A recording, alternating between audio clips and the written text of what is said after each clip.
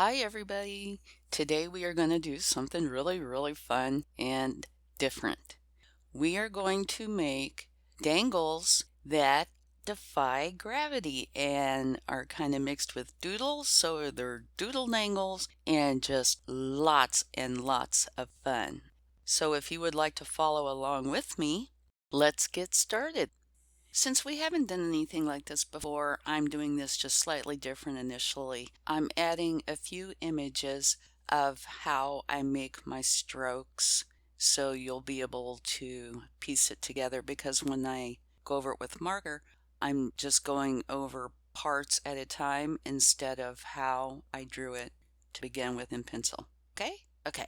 So this first image is just the basic image that I did in pencil, and then carrying right on through, I go to the image to show you where I made my very first stroke. It is obviously where this big red arrow is. I started on the right side of the page and I made this big feminine line that swoops down and around into part of a swirl. All right? Okay. Now in this next image, I've moved the great big arrow over to where I started my second stroke. You can see where there is a big swirl. That's where I begin. I made kind of a little dot there.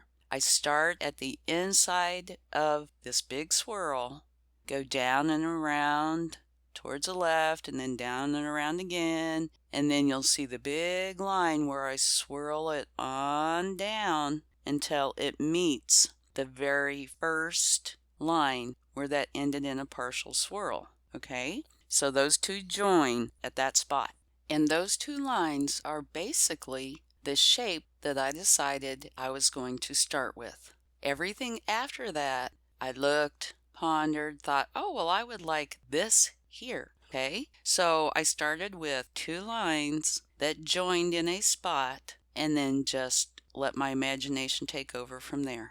Alrighty, so after I thought about it for a minute, I decided I wanted to go to the opposite end where I started the drawing and pick up that feminine swirl and do something with it. Decided I would go ahead and make another swirl, only this one would be more masculine. Alright, on to the next. Once I was done with that, I took another look and decided that I wanted to echo that shape, the shape of the more masculine swirl. So on this image you can see where I went right below it, started on the far right side, and echoed that shape down to the point, and then I echoed it again up until I got further down that line, and then I went into a feminine swirl. And now that's done. On to the next. Okay, on the next part, I wanted to do the opposite of what I had just done, at least to a certain degree. So I went to the top part of that swirl and started at the point, and you can see on this image where I've numbered it 1 and 2.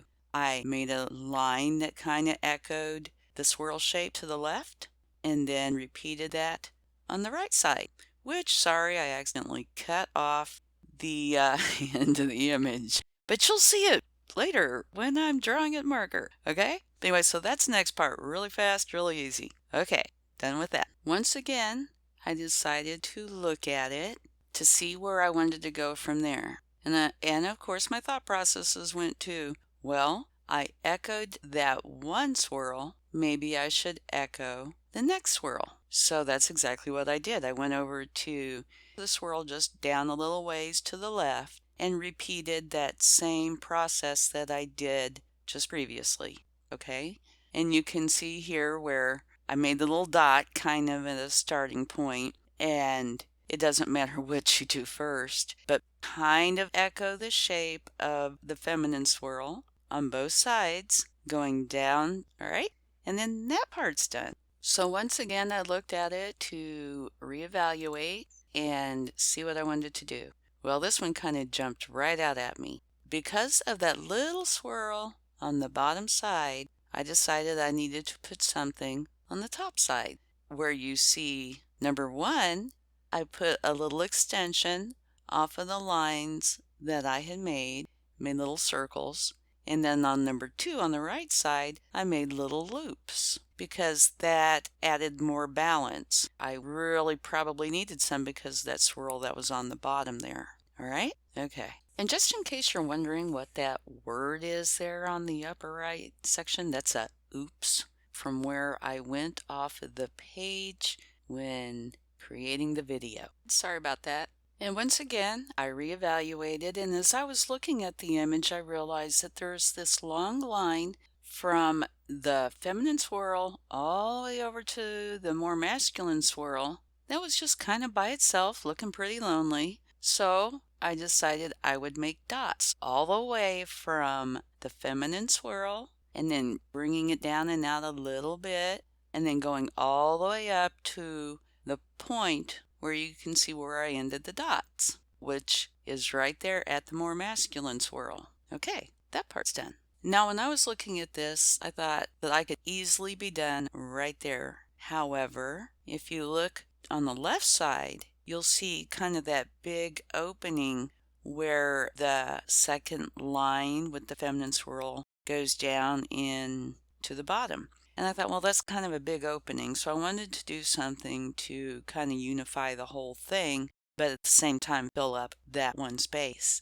And I wanted to do something that was just a little out there, totally different, funky fun, I don't know. So I decided I would make a feminine wavy line. And so the first part of that line, you can see where I started it on the right side of the large feminine swirly line, on top of that little addition part that echoes the feminine line.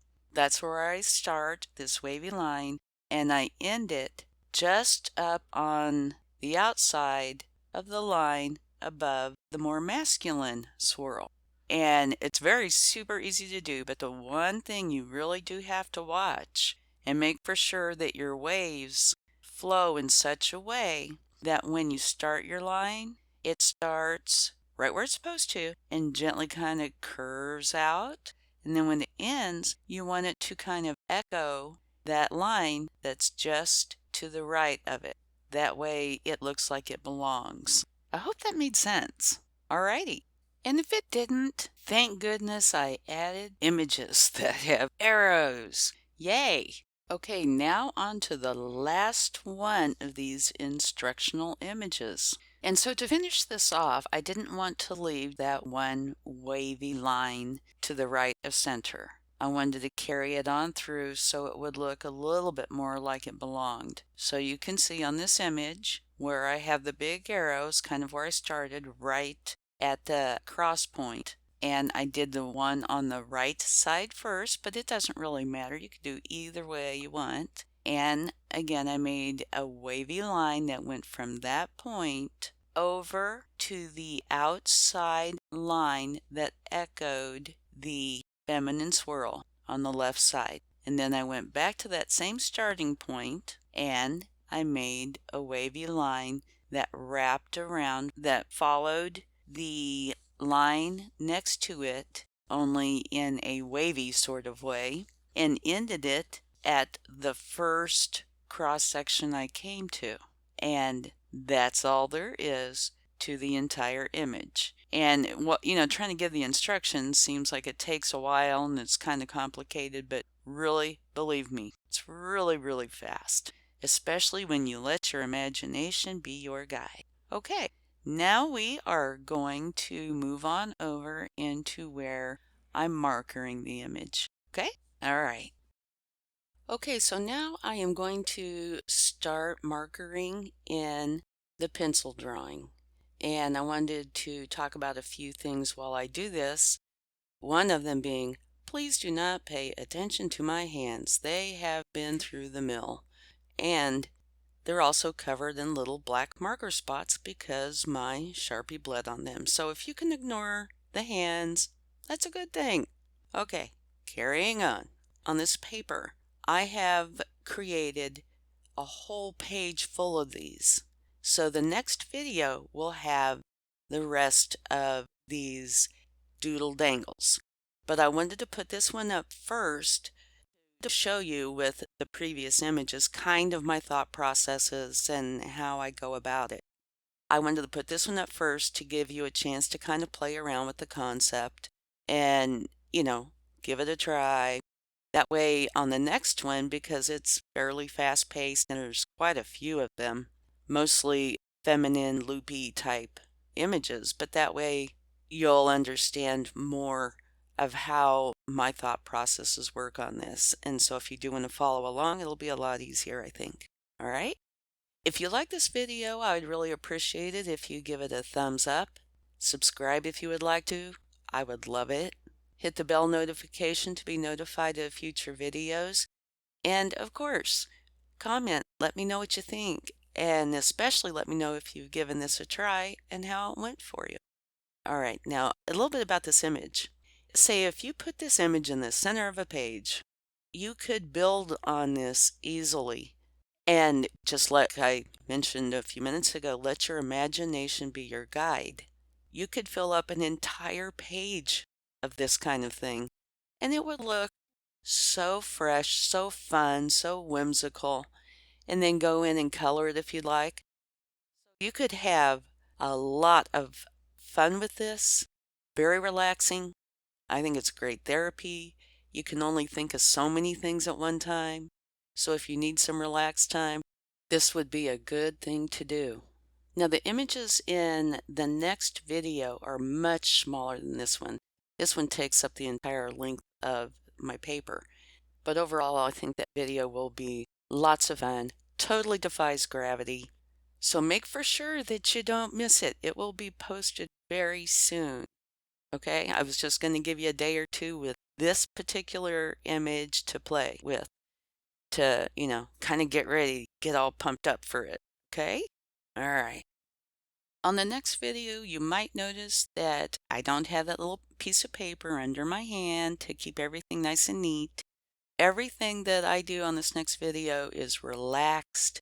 Nothing's perfect.